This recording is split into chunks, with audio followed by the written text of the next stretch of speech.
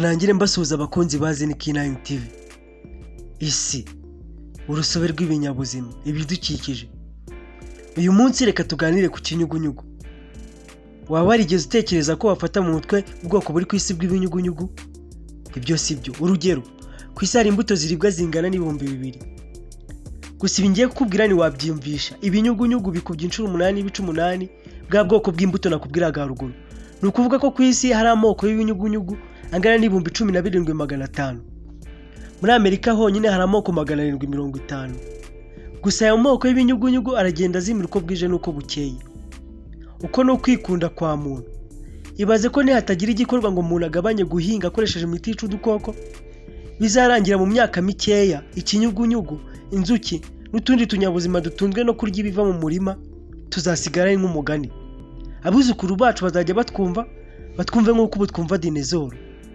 Ibi ngiye kukubwira byose aho nabikuye ni muri Wikipedia.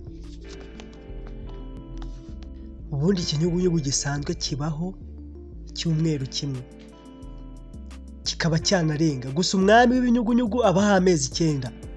Si umwami gusa, hari n'ubwoko bw'ibinyugunyugu bubaho amezi 9 cyangwa bukanarenza. Urugero, hari bwitwa Baltimore. Ibi binyugunyugu byo bibaho hagati y'amezi 3 n'9. Ikinyugunyugu gifite igice bita antena, aho niho hafasha ikinyugunyugu kumva impumuro nziza n'imbi. Uru rugingo ni urw'ingenzi kuko rufasha ikinyugunyugu kumenya ahantu heza indabyo, maze kikajya guhiga gikuruwe n'umuhumuro wazo. Ni nako bigenda iyo kiri kumenya uwo byashakanye. Antena inagifasha kugira uburinganire. Waba waritegereje ku mababa y'ikinyugunyugu, burya buri ruhande rwa thorax kimwe n'inyuma bitwikiriwe n'umunzani muto. Uwo munzani muto utanga amabara ku mababa yacyo. Gusa uriya munzani muto ku kinyugunyugu cy'ikigabo ubuhumura neza, kuko utanga feromene ikurura igitsina gore. Amababa ari mu bice by'agaciro ku kinyugunyugu kuko agifasha kuguruka mu buryo buri zigzag ku muvuduko uri hejuru. Umva ibi neza. Mu gihe cy'ubukonje ikinyugunyugu byimuka bigana ahantu hashyushye. Impamvu nuko amaraso yabyo akonja. Ibi ni wabyizera. Mu gihe ibinyugunyugu biri kwimuka bigenda kilometero 30 ku isaha.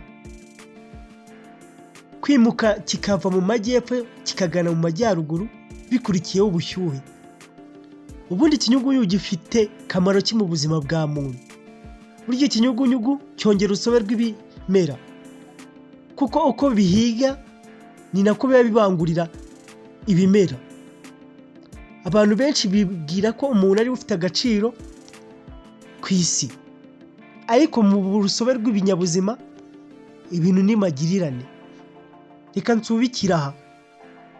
Uyu ni Kim ubashimira. Mbibutsa gukora subscribe mukajya mu wa mbere mu kubona ibikorwa byacu. Nshimira nawe wayikoze.